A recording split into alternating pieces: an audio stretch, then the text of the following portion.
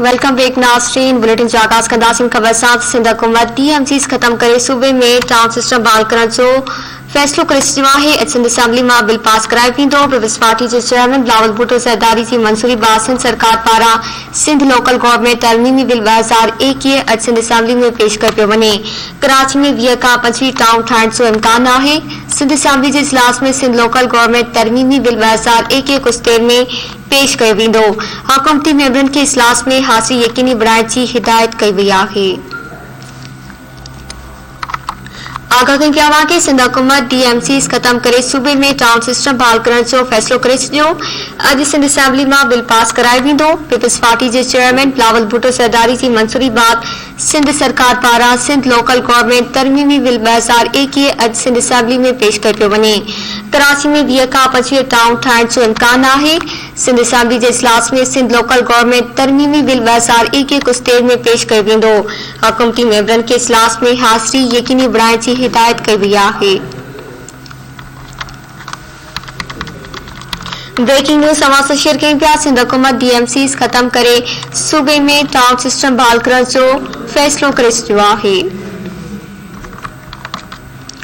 अॼु सिंध असेंबली मां bill pass करायो वेंदो। पीपल्स पार्टी जे चेयरमैन बिलावल भुट्टो ज़रदारी जी मंज़ूरी बाद सिंध सरकार पारां सिंध लोकल गवर्नमेंट तरमीमी बिल 2021 अॼु सिंध असेंबली में पेश कयो पियो वञे।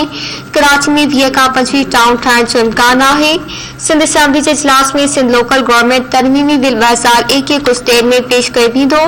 हुकूमती मेंबरनि खे इजलास में हाज़िरी यकीनी बणाइण जी हिदायत कई वई आहे। तफ़सीलात कंदासीं कराची मां सीनियर रिपोर्टर शबीर लाशारी खां। जी शबीर, आगाह कजो। जी बिल्कुल, सिंध असेंबली में अॼु सिंध लोकल गवर्नमेंट तरमीमी बिल पेश करण जो इम्कान आहे। अॼु थोरी देरि खां पोइ जीअं इजलास शुरू थींदो त सरकार पारां हीउ बिल जेको आहे उहो पेश कयो वेंदो।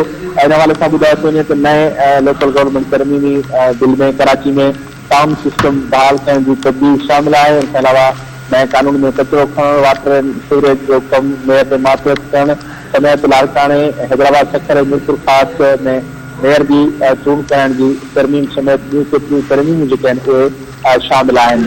अॼु बिल पेश बि थींदो। उन सां गॾु इहो बि इम्कान ज़ाहिर कयो थो वञे त अॼु उन तरमीमी बिल खे पास बि करायो वेंदो, जंहिंजे करे हुकूमती धुर पारां पंहिंजनि मेंबरनि खे हिदायत कई वई आहे त समूरा जेके मेंबर आहिनि उहे पंहिंजी हाज़िरी खे यकीनी बणाइनि जीअं बिल पेश करण ऐं पास कराइण में का दिक़त या ॾुखियाई महसूस न थिए। जी महिरबानी शबीर लाशारी तफ़सील ॾियण जे लाइ। जी नाज़रीन, अवां खे आगाह कई पिया। सिंध हुकूमत DMCs ख़त्म करे सूबे में टाउन सिस्टम बहाल करण जो फ़ैसिलो करे छॾियो। अॼु सिंध असेंबली मां बिल पास करायो वेंदो। पीपल्स पार्टी जे चेयरमैन बिलावल भुट्टो ज़रदारी जी मंज़ूरी बाद सिंध सरकार पारां सिंध लोकल गवर्नमेंट तरमीमी बिल 2021 अॼु सिंध असेंबली में पेश कयो पियो वञे। कराची में 20 खां 25 टाउन ठाहिण जो इम्कान आहे। सिंध असेंबली जे इजलास में सिंध लोकल गवर्नमेंट तरमीमी बिल 2021 कुछ देर में पेश कयो वेंदो।